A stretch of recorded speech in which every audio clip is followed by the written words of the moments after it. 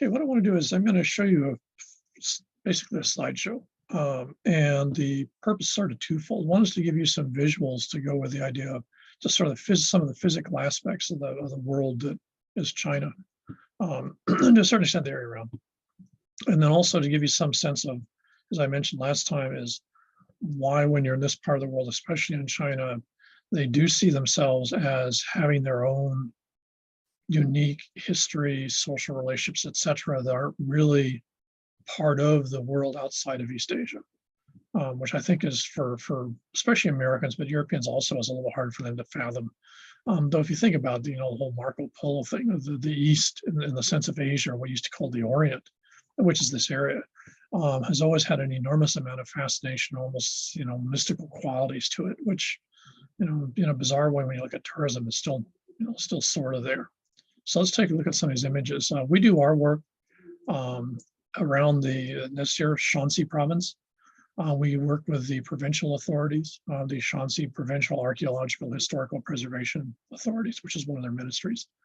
We also work with a guy that used to be with them, who's now the head of historical buildings and sort of artifacts. And Xi'an itself, the city, is a very modern city. On the excuse me, on the other hand,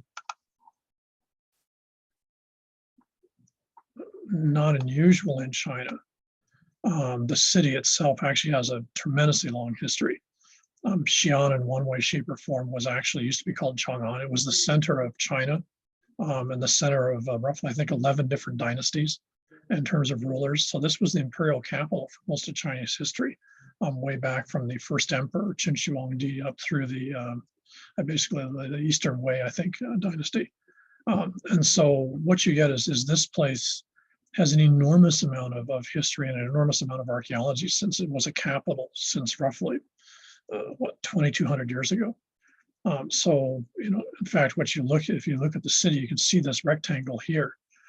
This is actually the old imperial capital, or I should say, this is a considered a recent capital because this is the Ming Dynasty.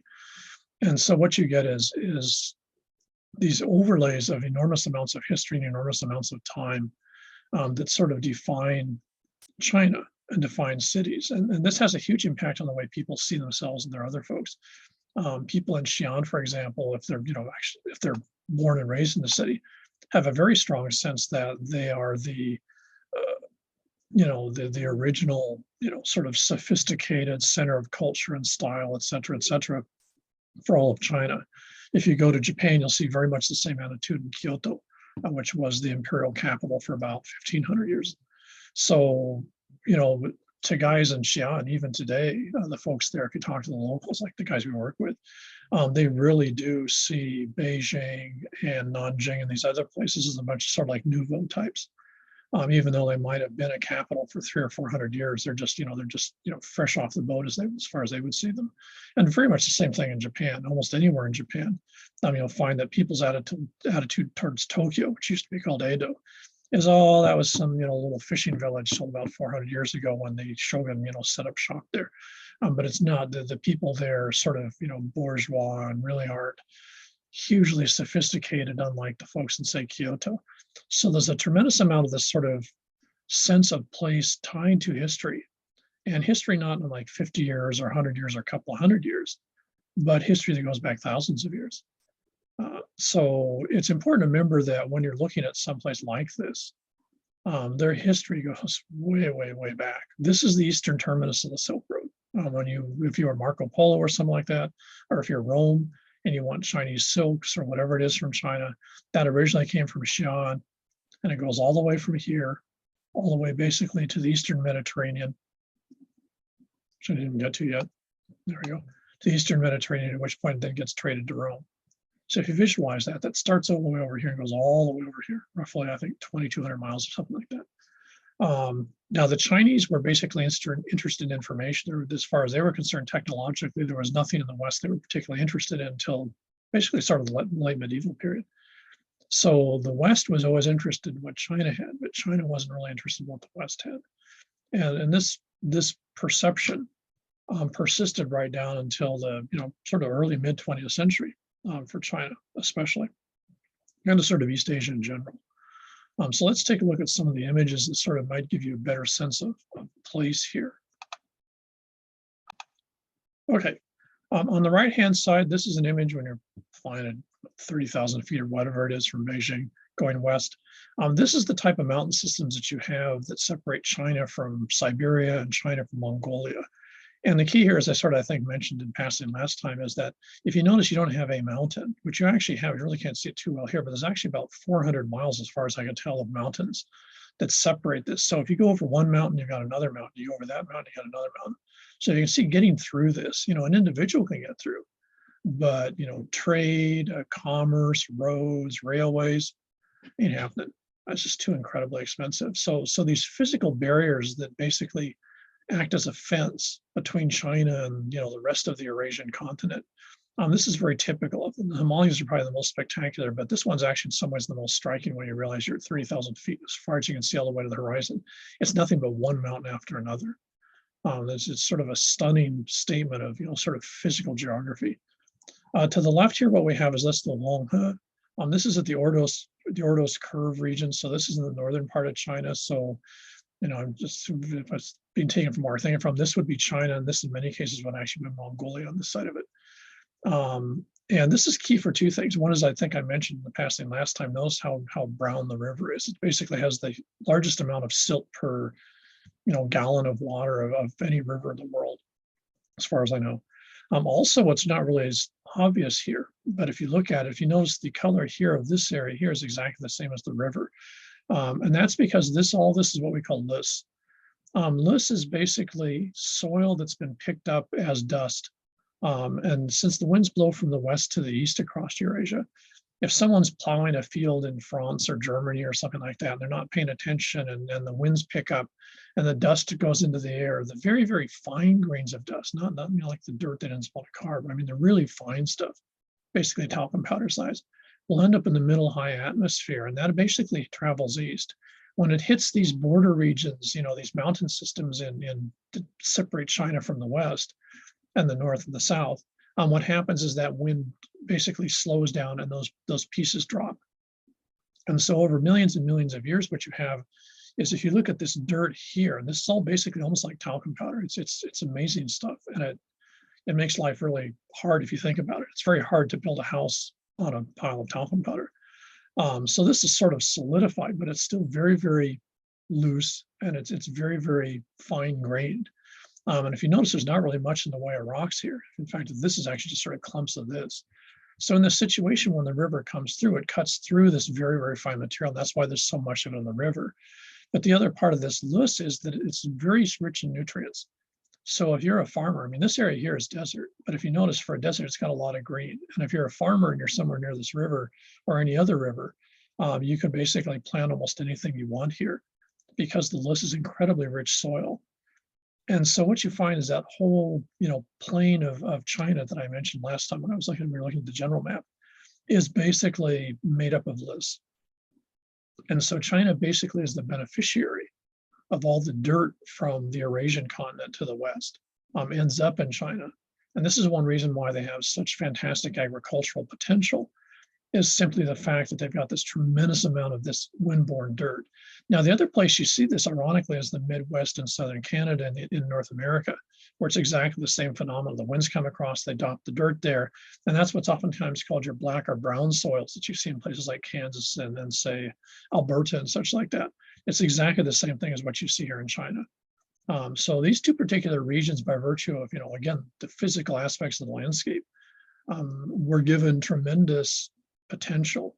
Now, of course, the downside of this is if the river floods, it's going to go anywhere it wants to, because there's no rocks here. This is just basically piles of sand, for all intents and purposes.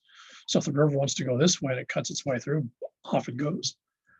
So this again is sort of the danger and the benefits of this type of a system, is this idea of what we call loess, which is this idea of this particular soil pattern. Now, if we look at some of the impacts of this, to the right here, we have a part of the Great Wall. This is Ming Dynasty, so this actually isn't the original series of walls. There's about 6,000 miles of walls total in China. Almost every dynasty way back to about 3 or 4,000 years ago would put up walls to demarcate territory, but the walls don't really serve the same function as they do, I think, in the Western context. And then sort of, the Great Wall really isn't a fortification. What you see here in the right-hand image is the wall that was built in the Ming Dynasty. So this particular wall is about 600, 700 years old. So it's pretty recent, actually. If you notice, the wall goes up here, it goes over, you see it wandering over here, and it goes down on this ridge here. And it goes, the Ming wall goes for, I think it's 2,400 miles, I forget. You can go check somewhere. They're constantly sort of revamping this. The guys we work with have remapped the sections in Shanxi province in the north. So if you look at this particular structure, the key thing about this is you have to remember, in this particular case, let's see, we're trying to remember how this was oriented. Yeah, okay, this direction is actually north. Sorry, this particular image is taken from looking west, I guess. So here's the wall. And what you've got is this area over here would, in the Ming Dynasty, not be considered China. If you cross the wall, and this is a gatehouse here so that people can get through into China, this side is considered China. So the key thing about this is actually a marker. And if you think about it from the standpoint, if you got a bunch of aggro guys like Mongols or something like that roaring around, and they've got lassos, they've got ropes, and they've got ladders and stuff like that, they can get across this wall any place they want to. As long as you're vaguely athletic, you could hop across the wall up here. In fact, in some cases, if you notice, the rocks are actually higher than the wall. So the wall's really lousy protection. It's not a fort wall. It's a marker. And in Asia, this is true in all of Asia. Koreans probably most embrace this today of all three regions. But in Asia, there's a very strong sense that cities and walls demarcate civilization. So the attitude the Chinese would have is that if you're on this side, you're in the savage world where there's no rules, everything goes, it's sort of like their version of the Wild West. If you cross through the gatehouse and you're on this side, you're now in China. Now there's rules, now there's orders, now there's someone in charge, and everything's predictable. So this is the unpredictable world of everything else. This is the predictable world of China. And that's the function of the wall. The function of the wall and walls in general, whether they be city walls or the Great Wall or whatever, were demarcate what the Chinese would call civilization, which to them just meant, Chinese rule. And everything outside of it was just anarchy. And you can probably most dramatically see this if I can find an image here. Let me stop this. Let's see if I can find an image. This is Jiayu Yuguan. This is the western end of China. So if you were the great sage, traveling west during the story of Monkey, for example, Journey to the West. If you were traders, you can see some camels here. If you were traders going to Rome, if your traders going anywhere else, this was your last piece of China. And it's very evocative because again, on one hand, it's this huge fort. On the other hand, it's not really so much a fort. It's actually a statement, again, just like the Great Wall. Here you can see the Tian Shan Mountains to the north. Basically, you're leaving China. You're leaving civilization. You're going into the great world of whatever. And of course, if you're coming back from the rest of the world, now you're going to be in China. Now you're going to be in civilization. Now you're going to be where there's predictability and laws and control. And this is the image in Asia of cities and of these type of structures, is that walls define predictability, walls define control. And in Asia, it's very important to remember that people view where they live in terms of predictability. In Asia, you're willing to give up a tremendous amount of what, especially in the United States, would be individual freedoms, individual rights, the right to do whatever you want to, et cetera, et cetera. In Asia, what people really want is predictability. Because you have to remember, in Asia, as in most of the world, there is no rule of law. There never has been, and there still isn't in most of Asia, certainly not in China. And I would argue certainly not in Korea or Japan. What you have is laws or guides, but laws don't define appropriate behavior. The group defines appropriate behavior, and basically the legal system is there to enforce group attitudes, which actually laws do anywhere. But in Asia, it's very explicit because you do not have, even today, for example, in China, if you get arrested for something, you want to see a lawyer, they'll fall on the floor laughing. Because the only reason lawyers are there is to argue what your sentence should be. So you don't have the idea that, well, I've got rights. And in fact, in much of the world, the minute you know an American is if they say something like that, and everyone just looks, I'm like, oh, okay, we know where that person's from. Because in the rest of the world, you don't have rights. What you have is the rights that the group gives you. You piss people off, and they're going to remove those rights, and now you're just shafted. So in that system, that's what the walls mean. The walls mean that when you come inside of this fort, when you come inside the Great Wall, when you come into China, you're moving into an area where the group rules, the group's in charge, and that gives you comfort to the sense that you know what's going to happen, you know how people are going to operate, you know how the system works. Outside of that, you just don't know. And you don't know, there's no predictability in it. Just because you can get something done today outside of the walls doesn't mean it's going to happen tomorrow. So in Asia, what people want is predictability and stability. Americans love to talk about the idea of uniqueness and doing something different every day, but the reality is I suspect we're actually pretty much the same. In Asia, they're just more straight up forward about it. Okay, so you see two other images. To the right, what you see is a cute little house in the town of Sunyi, which is about 120 clicks northeast of Xi'an. The guys you worked with took us up there to sort of check the place out. What's really striking about this place is that, if you're into environmental studies, what's really fascinating, here's your loess. So here's that, wind-borne dirt that ends up, basically covering this entire area to about 1,500 feet deep. So all these hills here are actually loess. So if you notice, it's incredibly easy to dig through this stuff. If you had a shovel, you could end up clearing the area for this house in probably 2 or 3 days.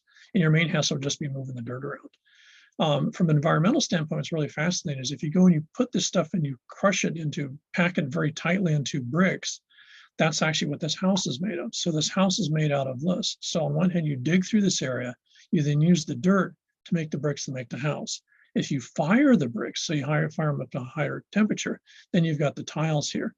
So with the exception of the wood, that's in the framing here, all the rest of this house is made literally from the dirt around it. It's incredibly environmentally efficient. It's no going down to Lowe's and picking up something that came by boat 3,000 miles. The other thing that's really striking about this area, you can sort of see it here in the background, it's just sort of lumped with sort of what's basically one of the older style cave dwellings. This particular village has been here for at least 7,000 years. Now, this particular house is probably from the 1950s, 1960s, I'd say 60s, but it can't be newer because it's got the really old style roof that you only find in this particular area. You go 100 miles away, you don't see roofs built this way. This is unique to the area around Sunyi. But the key here is if you go and you look in this back where this little edge here is in the back of these guys' property, or literally right from where this dirt is still here, you dig down and you're going to be digging through 6,000 years of people living in the same spot. And according to what my colleagues were telling me is a lot of the families that live here have been in the same place. Now the house isn't the same, but they've been in the same place for maybe 3,000 or 4,000 years. So what you get is enormous continuity in terms of the sense of place.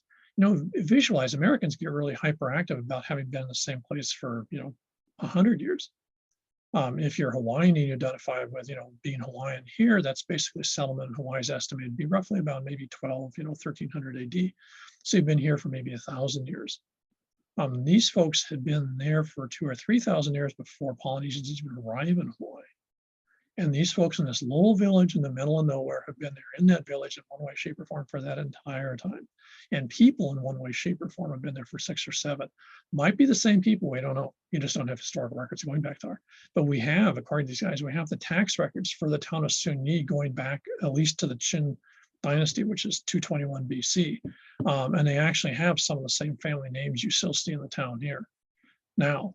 So, when you talk about historical continuity in place, this is hugely greater than what you see, for example, in Italy. You go to someplace like Rome, you're not going to find neighborhoods where the folks are the same people who lived there when it was Imperial Rome in 200 AD or something like that. Continuity here is sort of mind-blowing, and it's not unique. Very typical if you're in southern Japan, to certain some parts of Korea, but especially in China.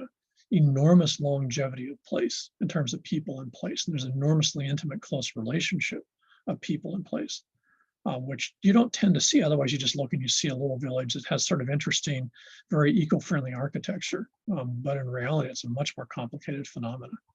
Now, on the left here, what we see is what happens when you end up on the inside of the walls.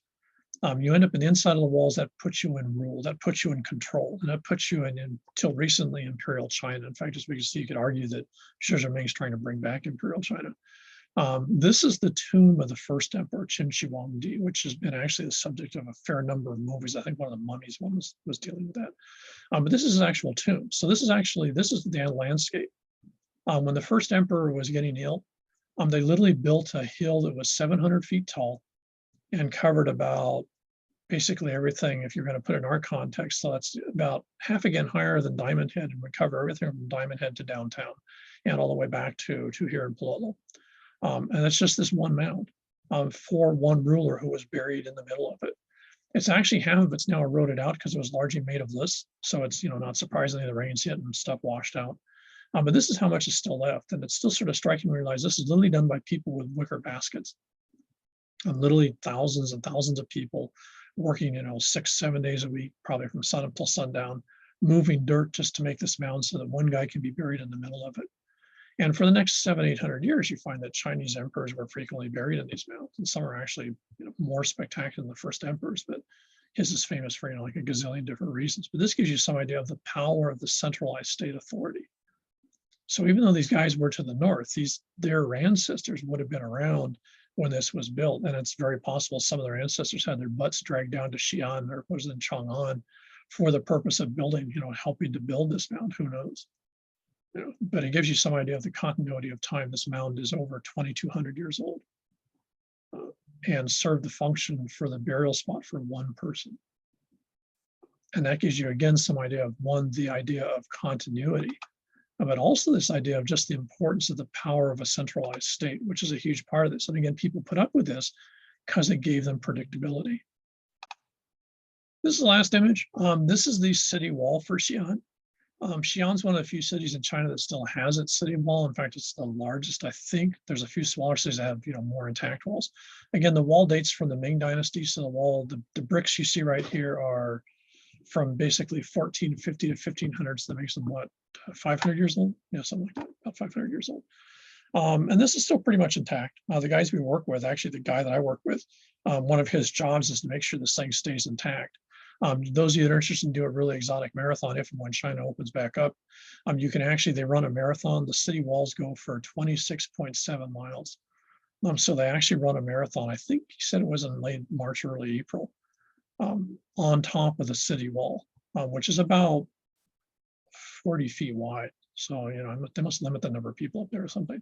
But it's sort of cool. You can take a bicycle. We took a bicycle, take bicycles around the wall. So the wall's still intact. And again, the key here is this is the North Gate. And the key here again is this idea of control. Even though you're inside the Great Wall, so you're inside China, the idea of a place to live and city were actually sort of synonymous. So if you really wanted to be comfortable in China, you lived within the walls. So again, these walls on one hand are fortification walls, but they're also equally important as symbolic walls. Outside, the government was less concerned about, keeping control. You're not going to find the Chinese version of police traditionally wandering around outside. You do now, but not back in the day when this was built. Inside the city, there were enormous numbers of rules. In Xi'an, as in all China cities, there were curfews. So, for example, where you could live was specified by the government. What you could do was specified by the government to a certain extent. There were curfews. You could only have, for example, bars in certain parts of town. And the bars all had to close. I think it was roughly, 2 hours after sunset. And there's a huge bell tower in Xi'an where basically they would ring the bell on the hour, but they'd also have special bell tones they would use to tell everyone, okay, now it's time to go home. And a half an hour after curfew, they would have military patrols or police patrols going out. And if you were found wandering the streets after curfew, you'd be arrested. And they've had this for at least 2,000 years. We have Han Dynasty, rules from like 5 AD on, what do you do with folks caught after curfew? So, outside of the walls, there weren't curfews. Outside of the walls where most people lived, especially your rural population, agricultural possible, folks in Sunyi, for example, there weren't curfews. Inside the walls, there were more rules. But, you put it in a context when this was Chang'an, and this is actually a much smaller town that was in the Ming Dynasty than it was when it was the capital. Chang'an was by far the largest city in the world. It's about 4 times the size of Rome. In fact, there are estimates it might have been about 700 AD. It might have been the size of all European towns combined, just in one city in China. So it's an entirely different system. And if you sort of visualize things that way, you can see why people in the past, or even people today who have this as their heritage, aren't really too impressed when people talk about Imperial Rome or London or the British Empire or, American, stuff they did in World War II. They're sort of like, dude, that's like last week. They don't see that as being a really compelling argument. And I think this is one of the things that Americans have a really hard time grasping. This would include the American government, is we don't really understand history. Europeans understand history a little better. But again, they think that the history revolves around Europe. And if you notice, this whole course has started with Europe. And if you take a history class, about 80 to 90% of world history is actually European related history. There's very, very few world history courses taught in Western universities, whether it be US or in Europe. They really spend a lot of time on Asia. It's usually one chapter, which of course, if you're Chinese or Japanese or Korean, tends to really piss the hell out of you because that's really bogus. History is equally complex and equally powerful as it is in the West. It's just that in the last couple of centuries, the West has dominated things, and most importantly, the intellectual tradition we're a part of sees the West as central to all this, which is not the way the people need to see it. So it makes it very hard to have a dialogue with folks who are Chinese politicians, for example, or Korean politicians or Japanese politicians, if you're an American or a European, because right from the get-go, you've got two groups that have very, very different views, both of who they are, how important their place is, and the relative importance of their place to the other place they're talking to. And I think this is something that's really a key part of sort of what this class is about, is getting to understand that Chinese aren't just people that have different food and have a different culture. They also have a different worldview that really doesn't have a lot to do with the Western worldview, even today.